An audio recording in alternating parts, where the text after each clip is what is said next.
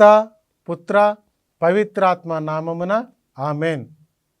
దివ్యవాణి ప్రేక్షకులకు నమస్కారం. దివ్యవాక్కు అనే కార్యక్రమానికి స్వాగతం.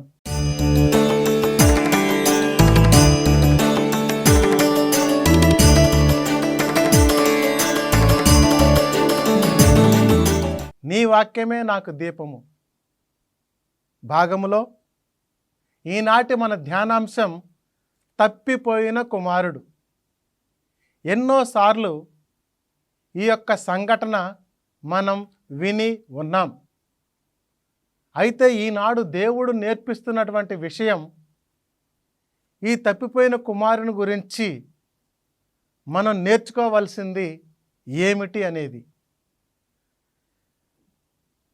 లూకా శుభవార్త 15వ అధ్యాయం 11వ వచనము నుండి 32వ వచనం వరకు ఈ భాగాన్ని మనం చూస్తూ ఉన్నాం. దానిలో ఈ తప్పిపోయిన కుమారుడు తన తండ్రి దగ్గరకు వెళ్ళి 12వ వచనంలో వారిలో చిన్నవాడు తండ్రితో, తండ్రి, ఆస్తిలో నా భాగం నాకు పంచిపెట్టుము అనెను. తండ్రి అట్లే వారిరువురికి ఆస్తిని పంచి ఇచ్చెను. ప్రియులారా, ఈ చిన్నవాడు తన ఆస్తిని తనకిమ్మని, తన వాటా తనకిమ్మని అడగటానికి కారణం లేకపోలేదు.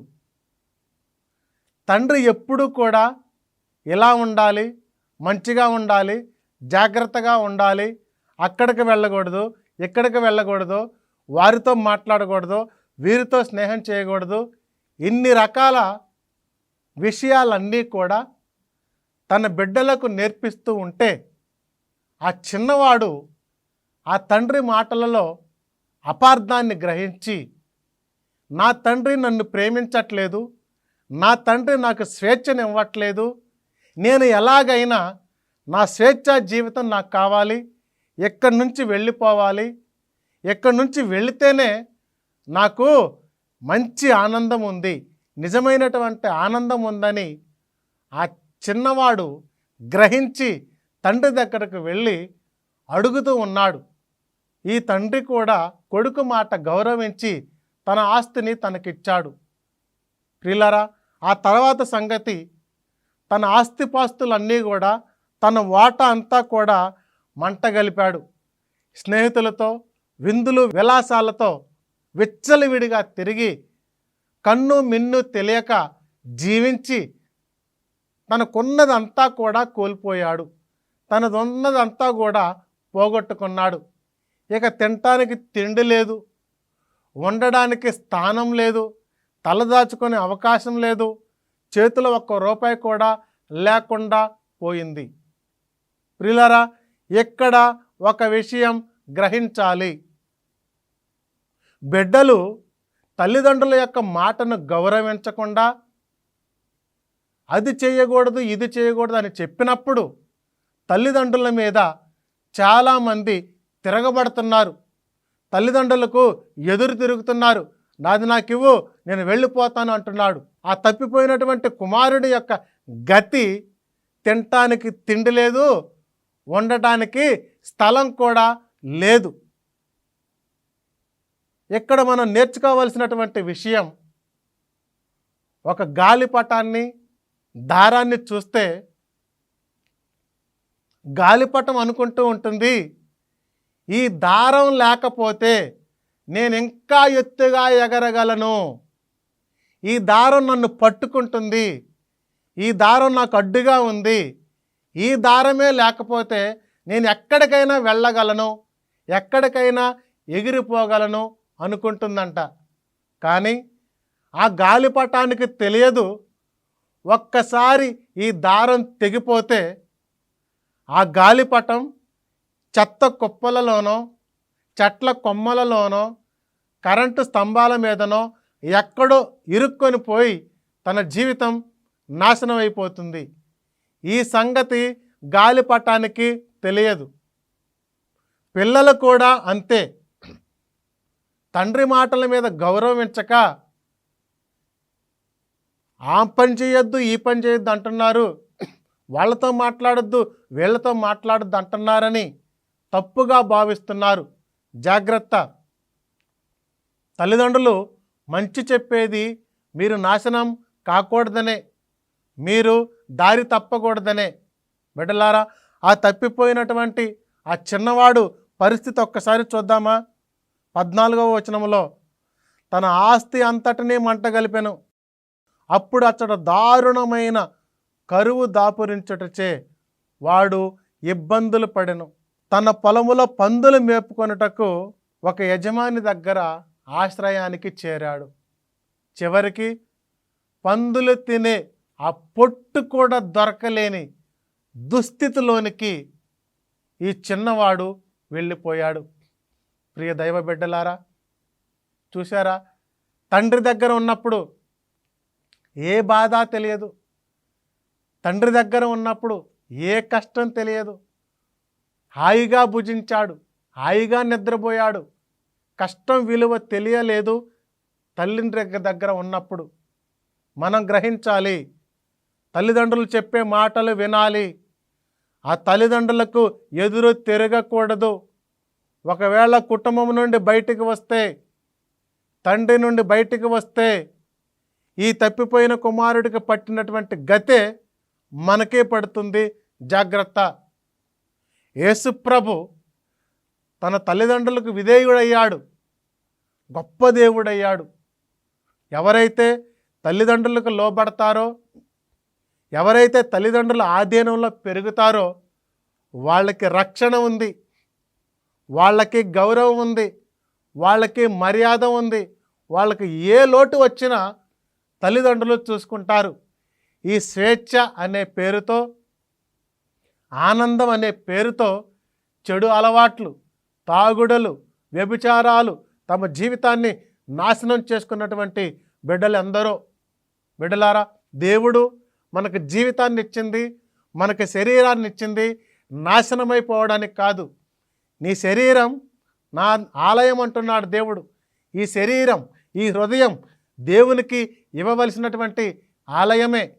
మరి ఆలయాన్ని పవిత్రంగా చూసుకోవాలి.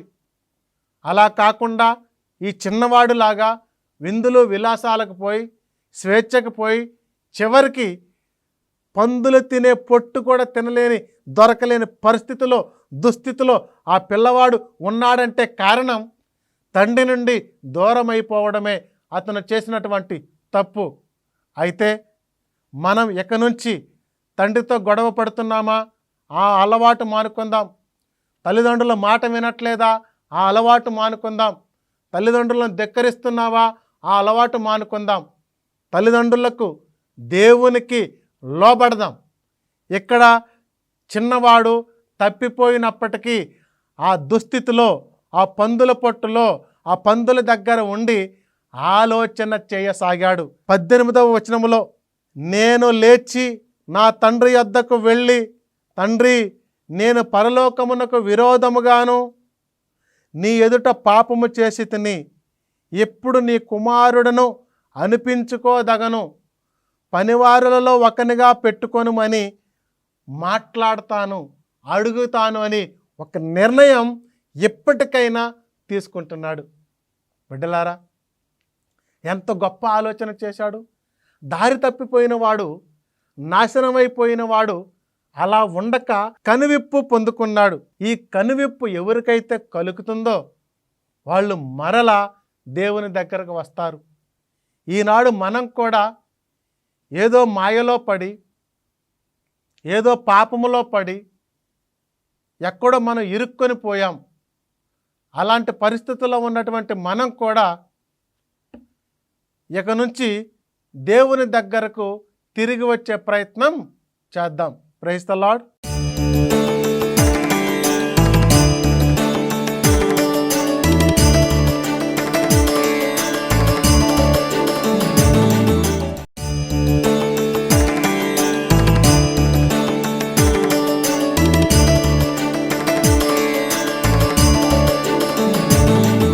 తల్లిదండ్రుల దగ్గర తిరిగి వచ్చి మనం చేసినటువంటి తప్పులను ఒప్పుకొని, దేవునికి మీకును నేను ద్రోహం చేశాను, నన్ను మన్నించమని అడిగే ప్రయత్నం చేస్తే నిజంగా బిడ్డలను ప్రేమించే తండ్రి ఏం మాట్లాడుతున్నారో తెలుసా?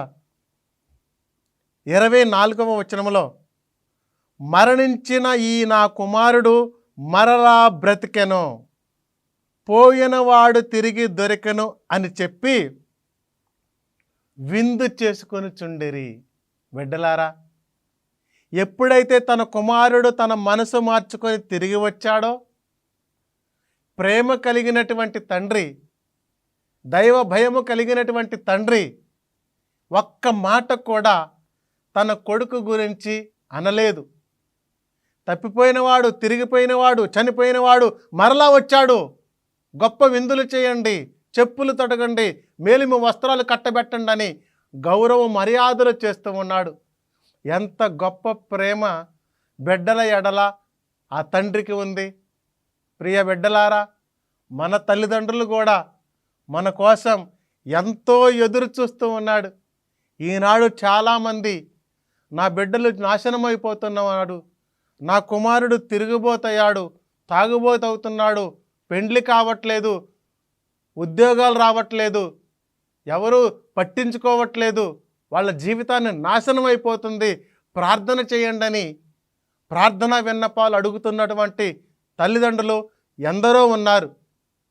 బిడ్డలారా, ఈనాడు మనం ఒకటి జ్ఞాపకం చేసుకో, చిన్నవాడు స్వేచ్ఛ కోసం, ఆనందం కోసం ఈ లోకం మీద పడ్డాడు.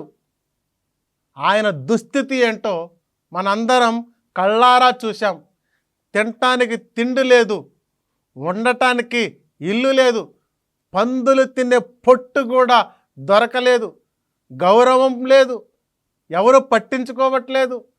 ఆయనతో పాటు తిరిగిన వాళ్ళే వదిలేసి వెళ్ళిపోయారు.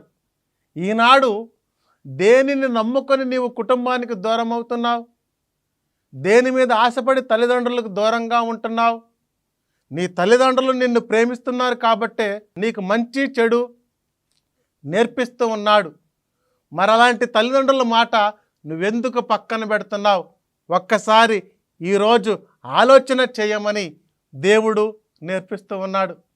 బిడ్డలారా, ఎవరైతే ఇక నేను ఈ జీవితం నాకొద్దు, నా తండ్రి దగ్గరకు వెళ్తాను, దేవునికి నీకు ద్రోహంగా పాపం చేశాను, నన్ను క్షమించమని అడుగుతున్నాడో వానికి మేలిమి బంగారాలు కట్టబెట్టాడు ఆ తండ్రి. ఇక రెండవ కుమారుని యొక్క విషయాన్ని చూస్తే నిజంగా తప్పిపోయింది మొదటి కుమారుడా రెండవ కుమారుడా అర్థం కాని పరిస్థితుల్లో ఉన్నాం.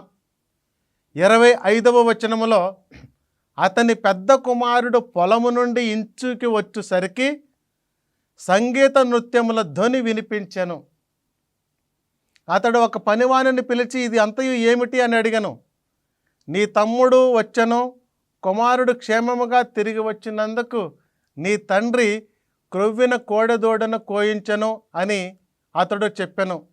అందుకు పెద్ద కుమారుడు మండిపడి లోపలకు అడుగుపెట్టుటకు ఇష్టపడకుండెను. తండ్రి వెలుపలకు వచ్చి అతనిని బ్రతిమాల సాగెను.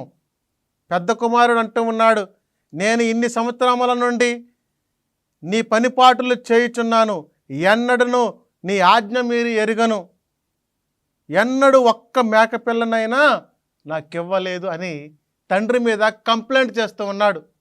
పిల్లరా, చనిపోయిన కుమారుడు తిరిగి వచ్చాడు, తప్పిపోయిన తమ్ముడు తిరిగి వచ్చి సంతోషపడాల్సింది పోయి ఈనాడు సొంత అన్నే ఆ తమ్ముడి మీద అసూయ పడుతూ ఉన్నాడు, తండ్రితో గొడవ పడుతూ ఉన్నాడు. ఈనాడు మనలో కూడా అన్నదమ్ముల మధ్య ప్రేమ ఐక్యత లేకుండా పోయింది. ఒకడు హెచ్చుగా ఒకడు తక్కువగా జీవిస్తూ ఉన్నాడు. మరి అలాంటి పరిస్థితి ఉండకూడదు. ఇక్కడ పెద్ద కుమారుడు కూడా కంప్లైంట్ చేస్తూ ఉన్నాడు, ఎప్పుడు కూడా నేను నీ దగ్గరే పనిచేస్తూ ఉన్నా, నాకెప్పుడు కూడా ఏ సంతోషం ఇవ్వలేదు, ఒక్క మేకపిల్ల కూడా ఇవ్వలేదు, స్నేహితులతో కలిసి తినడానికి విందు చేసుకోవడానికి. నీ అంతటిని నాశనం చేసినటువంటి ఆస్తి మొత్తాన్ని తగలబెట్టినటువంటి తమ్ముడికి ఎంత చేస్తున్నావా అని చెప్పి తండ్రి మీద గొడవ పడుతున్నటువంటి పెద్ద కుమారుడే. ఈనాడు మనలో కూడా పెద్ద కుమారుని యొక్క స్వభావం కలిగిన వాళ్ళు చాలామంది ఉన్నారు ప్రియ బిడ్డలారా. మరి అలాంటి స్వభావం కాదు, నా తమ్ముడే, నా రక్తం పంచుకొని పుట్టినవాడే తిరిగి వచ్చాడు, నేను కూడా సంతోషపడాలి, నేను కూడా దగ్గరకు వెళ్ళాలి, నేను కూడా ప్రేమించాలని ఒక మంచి మనసు కలిగినటువంటి పెద్ద కుమారుడు మాట్లాడితే ఎంతో ఆశీర్వాదం దొరికేది. ఆ తండ్రి తప్పిపోయిన చిన్న కుమారుడు గురించి బాధపడి ఉంటాడో లేదో తెలియదో కానీ ఈ పెద్ద కుమారుడు ఈ మాట అన్నందులకు గాను తప్పకుండా బాధపడే ఉంటాడు. బ్రతిమాలుతున్నాడు, అయ్యా నీ తమ్ముడే తిరిగి వచ్చాడుగా అని బ్రతిమాలుతుంటే ఒప్పుకోవట్లేని పెద్ద కుమారుడు. బిడ్డలారా, అది కాదు మనకు కావాల్సింది. అన్నదమ్ములు ఇద్దరైనా ముగ్గురైనా నలుగురైనా వారి మధ్య ఐక్యత ఉండాలి, వారి మధ్య ప్రేమ ఉండాలి. ఒక చేయికి 5 వేళ్ళు కలిస్తే ఏ విధంగా పిడికిలవుతుందో, ఒక తల్లిదండ్రులు అన్నదమ్ములు అందరూ కలిసి ఉన్నప్పుడు అది ఒక కుటుంబం, ఒక పిడికిలిలాగా బలంగా దృఢంగా దేవునిలో ఐక్యత కలిగి జీవించినటువంటి కుటుంబం చెక్కు చెదరకుండా ఉంటుంది. నీ ద్వారా నీ కుటుంబం బలపడాలి. ఎప్పుడు కూడా అన్నదమ్ముల మీద కంప్లైంట్స్ తీసుకురాకుండా ఉంటే ఆ దేవుడు నేర్పిస్తున్నటువంటి మర్యాద ఇదిగో, అన్నదమ్ముల మధ్య ఐక్యత ఉండాలని. మరి ఐక్యత కోసం ఆలోచన చేద్దాం, స్వార్థాన్ని విడిచిపెడదాం, అసూయ విడిచిపెడదాం. నాతో పాటు నా తమ్ముడు, నాతో పాటు నా అన్నయ్య అలా కలిసిమెలిసి జీవించే ప్రయత్నం చేద్దాం. ఎలాంటి విషయాలలో కూడా అన్నదమ్ముల మధ్య గొడవలు తగాదాలు రాకూడదు. ఐక్యత ఉండాలి. ఐక్యత ఉండాలంటే దేవుడు ఉండాలి. దేవుడు ఉండాలంటే ప్రార్థన ఉండాలి. ప్రార్థన ఉండాలంటే విశ్వాసం ఉండాలి. తల్లిదండ్రుల మాటకు లోబడాలి, దేవుని మాటకు లోబడాలి, ప్రార్థనా జీవితం కలిగి ఉండాలి. కాబట్టి ప్రియ బిడ్డలారా, ఈ తప్పిపోయిన కుమారుడు జీవితంలో 2 విషయాలు ముఖ్యంగా మనం గమనించాం. తండ్రి దగ్గర సంతోషం లేదని వెళ్ళిపోయాడు. ఎక్కడా కూడా అతనికి సంతోషం దొరకలేదు. చివరికి తండ్రి దగ్గరే సంతోషం ఉందని తిరిగి వచ్చాడు. మనం కూడా ఈ లోకంలో ఆనందం ఎక్కడుందని, సంతోషం ఎక్కడుందని తిరుగుతూ ఉన్నాం. కానీ నిజమైనటువంటి సంతోషం ఇదిగో దేవుని దగ్గరే ఉందని తెలుసుకొని దేవుని దగ్గరకు తిరిగి రావాలి. ఇక రెండవది పెద్ద కుమారుడు. పెద్ద కుమారుడు అసూయపడుతూ ఉన్నాడు, కుళ్ళుబోతు స్వభావం కలిగి ఉన్నాడు. ఆ స్వభావాన్ని విడిచిపెట్టాలి. ఆ స్వభావం నుండి బయటికి రావాలి. నాతో పాటు నా తమ్ముడు నా అన్నయ్య బాగుపడాలి అని ఒక నిర్ణయం, ఒక ఆలోచన నీలో ఉంటే అది దేవుడు నీ నుండి కోరుకునేది. ఎప్పుడు కూడా అసూయకు పోవద్దు, ఎప్పుడు కూడా స్వార్థానికి పోవద్దు. కాబట్టి దేవుడు నేర్పిస్తున్నటువంటి సంగతి ఇదే. అన్నదమ్ములు ఐక్యత కలిగి ఉండాలి. తప్పిపోయిన కుమారుడు తిరిగి వచ్చాడే, మరి మనం ఎప్పుడు తిరిగి రావాలని, మన జీవితంలో ఎప్పుడు కనువిప్పు కలుగుతుందా అని దేవుడు ఎదురు చూస్తూ ఉన్నాడు. ప్రియ బిడ్డలారా, ఈ మధ్యనే ఒక అతను తాగుడుకు బానిసై ఆ పెంట కుప్పల మీద పడిపోయాడు. పందులు కుక్కలు వచ్చి అతని మీద టాయిలెట్ పోసినా సరే మెలకువలేదు. కానీ ఆ భార్య తన భర్త ఎక్కడున్నాడని వెతుక్కుంటూ వెళితే చివరికి ఆ పందుల పెంటలో దొరికాడు.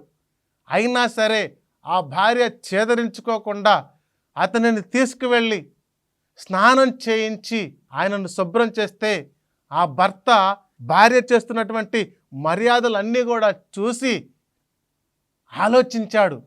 అయ్యో, నా దుస్థితి ఏంటి, పెంట కుప్పల్లోనా, పందుల పెంటల్లోనా అని చెప్పి ఆలోచించి మొదలుపెట్టి, అమ్మా నన్ను క్షమించని ఆ భార్య కాళ్ళపై పడి, ఇక నాకు కనువిప్పు కలిగింది, ఇక నేను తాగుడు జోలికి వెళ్ళను అని ఒక నిర్ణయం తీసుకొని ఒక ప్రార్థనా పరుడుగా మారిపోయాడు.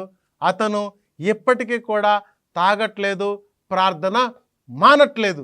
అంత కనువిప్పు జీవితాన్ని పొందుకున్నాడు ఆ తాగుబోతు. బిడ్డలారా, మనం కూడా సంతోషం కోసం, ఆనందం కోసం ఈ లోకం వైపు చూడకుండా, ఈ లోక ఆస్తుల వెంట చూడకుండా, ఈ లోకములో ఉండే స్నేహితుల వెంట చూడకుండా, నిన్ను ప్రేమించే, నిన్ను ఆదరించే, నిన్ను గౌరవించే, నిన్ను రక్షించే మన తల్లిదండ్రులు ఉన్నారు, ఆ దేవుడు ఉన్నాడు. అది గుర్తించుకొని మనం కూడా మారు మనసు పొంది కనువిప్పు కలిగి మరలా తిరిగి వచ్చి ఆయన దగ్గర నిలబడి, ప్రభువా నీకును పరలోకమునకు ద్రోహముగా నేను పాపము చేశాను, నన్ను మన్నించవా అని అడిగితే ఆనాడు తప్పిపోయిన కుమారుడికి కలిగినటువంటి గౌరవం దేవుని సన్నిధిలో నీకు నాకు అందరికీ కూడా కలుగుతుంది. కాబట్టి తప్పిపోయిన కుమారుడు మారిపోయాడు, తన తప్పు తాను తెలుసుకున్నాడు, దేవుని ఆశీర్వాదాలు పొందుకున్నాడు. మనం కూడా ఈనాడు మన తప్పు మనం తెలుసుకొని దేవుని ఆశీర్వాదాలు పొందుకునే ప్రయత్నం చేద్దాం. ప్రార్థన చేద్దామా? కరుణగల తండ్రి, ప్రేమగల యేసయ్య, తప్పిపోయిన కుమారుని ద్వారా మేము ఎన్నో నేర్చుకొని ఉన్నాం. ఈ లోకములో సంతోషం ఉందని, స్వేచ్ఛ ఉందని తిరుగుతూ ఉన్నాం. కానీ ఈనాడు గ్రహించాం, ఈ యొక్క సంతోషం సమాధానం క్రీస్తులోనే ఉందని. ప్రభువా, ఇక నుంచి దేవునిలో ఆనందం మేము తెలుసుకోవాలి. ఎంతమంది అయితే ఈ వీడియో చూస్తున్నారో వారందరినీ కూడా ప్రభువా దీవించండి, ఆశీర్వదించండి. ముఖ్యంగా దివ్యవాణి ప్రేక్షకులందరినీ కూడా పేరు పేరున మీరు దీవించి ఆశీర్వదించి ప్రతి ఒక్కరిని కూడా నీ వాక్యమనే దీపములో వెలుగులో మమ్మలను కాచి కాపాడమని మా ప్రభువు మా రక్షకుడైన యేసు క్రీస్తు అతి శ్రేష్టమైన నామములో ప్రార్థన చేస్తున్నాం తండ్రి. ఆమెన్. పిత, పుత్ర, పవిత్రాత్మ నామమున ఆమెన్. Praise the lord.